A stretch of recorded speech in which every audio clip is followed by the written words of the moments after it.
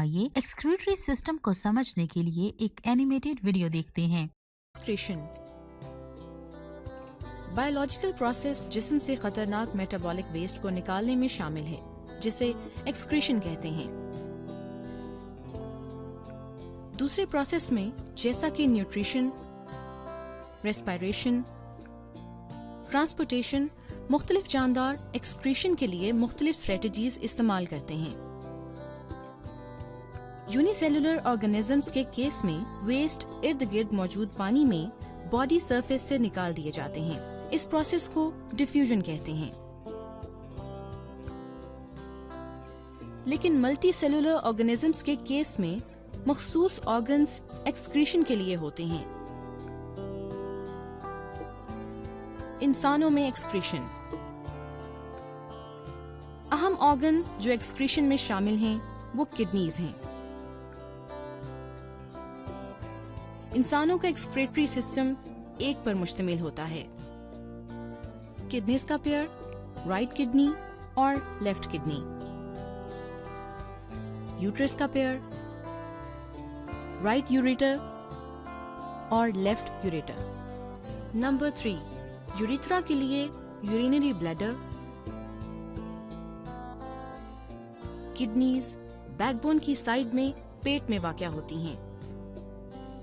Kidney بنیادی filtration unit ہے۔ یہ بہت باریک وال بلڈ کیپلریز پر مشتمل ہوتے ہیں۔ ہر کیپلری کلسٹر کپ کی شکل کی ایک ٹیوب پر مشتمل ہوتی ہے جو فلٹر شدہ یورین جمع کرتی ہے۔ ہر کڈنی میں کافی زیادہ فلٹریشن یونٹس ہوتے ہیں جنہیں نیفرونز کہتے ہیں، جو اکٹھے جڑے ہوتے ہیں۔ ویسٹ پروڈکٹس نائٹروجینس ویسٹ ہوتے ہیں جو یورین کی شکل میں خون سے جمع کیے جاتے ہیں۔ بننے والا یورین یورینری بلیڈر میں یوریٹر کے ذریعے گزرتا ہے۔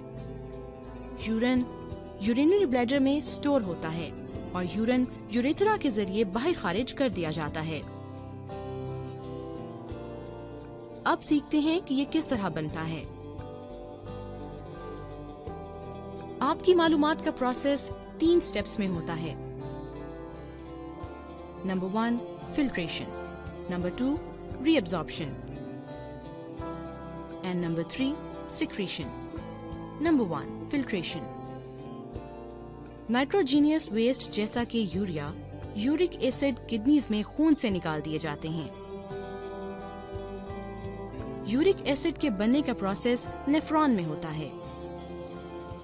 ری ایبزارپشن کچھ سبسٹینس جیسا کہ گلوکوز، امائنو ایسڈ، سالٹس اور اہم طور پر پانی جو نائٹروجینس ویسٹ کے ساتھ فلٹر کیا جاتا ہے انہیں ری ایبزارب کر لیا جاتا ہے۔ پانی کی مقدار جو ری ایبزارب ہوتی ہے وہ زیادہ پانی اور حل شدہ ویسٹ پر انحصار کرتا ہے جو کہ ویسٹ کے ساتھ ہوتے ہیں۔ سیکریشن ویسٹ کے ری ایبزارب ہوئے اجزاء کی سیکریشن بلڈ میں ہوتی ہے جب یورین کڈنی میں نیفرون کے ٹیوبولر حصے کے ذریعے فلو کرتا ہے۔ یورینیشن کا طریقہ کار، کڈنی میں بننے والا یورین لنگ ٹیوب میں داخل ہوتا ہے جسے یوریٹر کہتے ہیں۔ یوریٹر کا ایک سرا کڈنی سے جڑا ہوتا ہے اور دوسرا سرا یورینری بلیڈر سے جڑا ہوتا ہے۔ یورین یورینری بلیڈر میں جمع ہوتا ہے حتیٰ کہ یورینری بلیڈر کا پریشر بڑھ جائے اور یورین پاس ہو جائے۔ جب یہ یورین پاس کرنے کے لیے اس پریشر تک پہنچ جاتا ہے تو پھر یورین یوریتھرا کے ذریعے گزرتا ہے۔ ہم یورین کو کس طرح روک کر رکھتے ہیں حتیٰ کہ یورین پاس کرنے کی حد تک پہنچ جائے؟ جیسا کہ یورینری بلیڈر مسکولر ہے اور اس کا کنٹرول نروس سسٹم پر ہے، ہم عام طور پر یورینیشن پر بہت کنٹرول کر سکتے ہیں۔ یورین پاس کرنے کا طریقہ کار یورینیشن کہلاتا ہے۔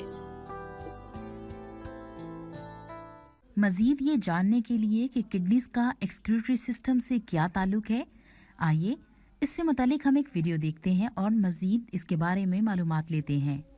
گردے اور ان سے منسلک ساختیں، کڈنیز اینڈ ایسوسیٹڈ اسٹرکچرز۔ انسانی جسم میں پیٹ میں 2 گہرے بھورے رنگ کے لوبیے کی شکل جیسے گردے پائے جاتے ہیں۔ ایک گردہ ورٹیبل کالم کی ایک جانب اور دوسرا دوسری جانب پایا جاتا ہے۔ دایاں گردہ بائیں گردے کی نسبت قدرے نیچے واقع ہوتا ہے۔ گردے کی بیرونی سطح کنویکس جبکہ اندرونی سطح کنکیو ہوتی ہے۔ ترڈ سیل ساختیں گردوں کے ساتھ منسلک ہوتی ہیں۔ ہر گردے سے نکلنے والی ایک ٹیوب جو یورینری بلیڈر میں داخل ہوتی ہے یوریٹر کہلاتی ہے۔ ہر گردے سے یورین کو یورینری بلیڈر میں منتقل کرتی ہے۔ یورینری بلیڈر مسلز کا بنا ہوا ایک تھیلا ہوتا ہے جس میں دونوں یوریٹر سے آنے والا یورین اکٹھا ہوتا جاتا ہے۔ ایک ٹیوب جس کے ذریعے یورین یورینری بلیڈر سے باہر خارج ہوتا ہے یوریتھرا کہلاتا ہے۔ گردے کی اندرونی ساخت انٹرنل اسٹرکچر آف کڈنی۔ ہر گردے کی اندرونی ساخت 3 حصوں میں تقسیم ہوتی ہے جو رینل کارٹیکس، رینل میڈیولا اور رینل پیلوس کہلاتے ہیں۔ رینل کارٹیکس گردے کا بیرونی علاقہ ہوتا ہے۔ رینل میڈیولا درمیانی علاقہ ہے جو مخروطی شکل کی ساختوں پر مشتمل ہوتا ہے۔ یہ مخروطی شکل کی ساختیں رینل پیرامڈز کہلاتی ہیں۔ رینل پیلوس اندرونی علاقہ ہے جہاں یورین اکٹھا ہوتا ہے۔ یورین رینل پیلوس سے یوریٹر میں داخل ہوتا ہے۔ نیفرون۔ نیفرونز گردوں کی فعلیاتی اکائیاں ہیں۔ یہ گردوں میں پائی جانے والی ایسی ٹیوبیولز ہیں جن میں یورین بنتا ہے۔ ہر گردے میں 1 ملین سے زائد نیفرونز پائی جاتی ہیں۔ ہر نیفرون کے 2 حصے ہیں جو رینل کارپسل اور رینل ٹیوبیول کہلاتے ہیں۔ رینل کارپسل۔ رینل کارپسل نیفرون کا پہلا حصہ ہے۔ یہ 2 ساختوں یعنی گلومیرولس اور بومنس کیپسول پر مشتمل ہوتا ہے۔ گلومیرولس خون کی کیپلریز بلڈ کیپلریز کا ایک گچھا ہے جو چھوٹی خون کی آرٹریز کی تقسیم سے بنتا ہے۔ بومنس کیپسول ایک پیالہ نما ساخت ہے جس میں گلومیرولس گھرا ہوا ہوتا ہے۔ رینل ٹیوبیول۔ رینل ٹیوبیول نیفرون کا وہ حصہ ہے جو بومنس کیپسول کے بعد شروع ہوتا ہے۔ اس کا پہلا کوائل نما حصہ پراکسیمل ٹیوبیول کہلاتا ہے۔ اگلا یو شکل کا حصہ لوپ آف ہینلے کہلاتا ہے۔ اس کا آخری حصہ بھی کوائل نما ہوتا ہے جو ڈسٹل ٹیوبیول کہلاتا ہے۔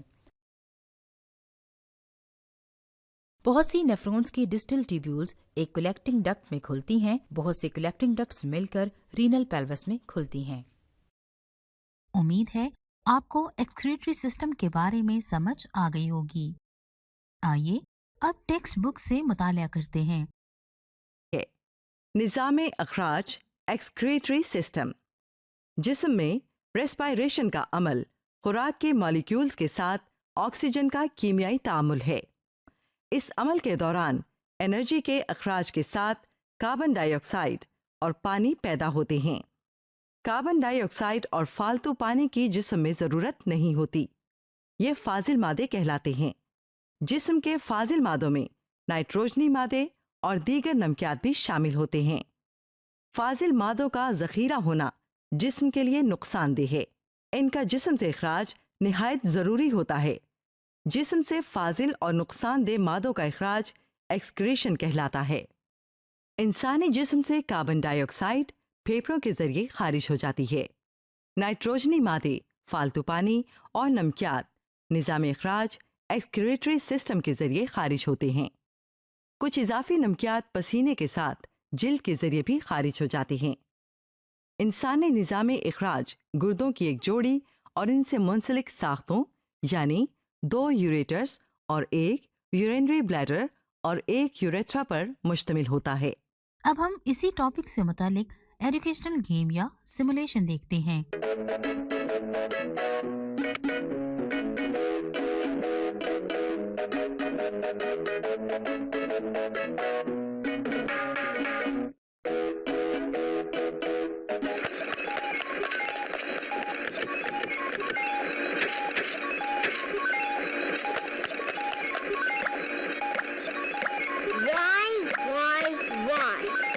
Why are you sweating? Why are you breathing heavily? Why do you need to pee?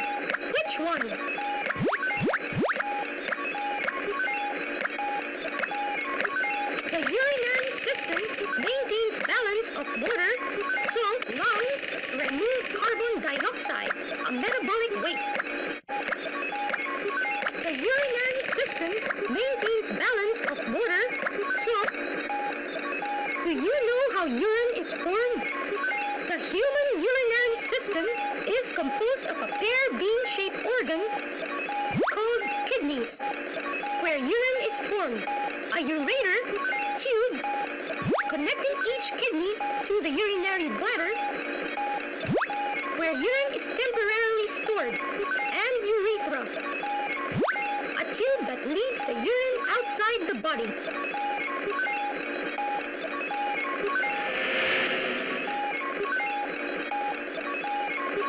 The nephron consists of glomerulus, proximal convoluted tubule, distal convoluted tubule, loop of Henle, and the collecting duct.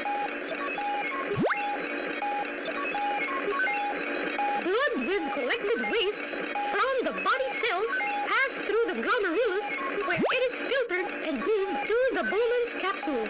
Then it moves back to the tubules, where some useful materials are reabsorbed back into the blood. The liquid left in the tubules become urine and move out to the ureter to be temporarily stored in the urinary bladder.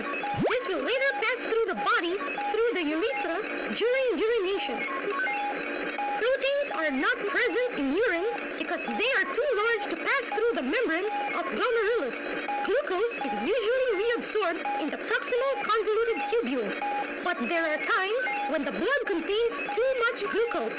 Glucose is excreted into the urine, a condition in diabetics. When the kidney does not function well, kidney dialysis is done to help the patient remove waste from the blood. In kidney dialysis, a machine called dialyzer is used. Blood from an artery is pumped through a dialyzer or artificial kidney, where it flows past a semi-permeable membrane. Dialysis fluid passing on the other side of the membrane removes unwanted elements in the blood by diffusion. The blood is then returned to the body through. उम्मीद है आपको आज का lecture पसंद आया होगा। आपसे अगले लेक्चर में मुलाकात होगी। तब तक के लिए अल्लाह हाफिज।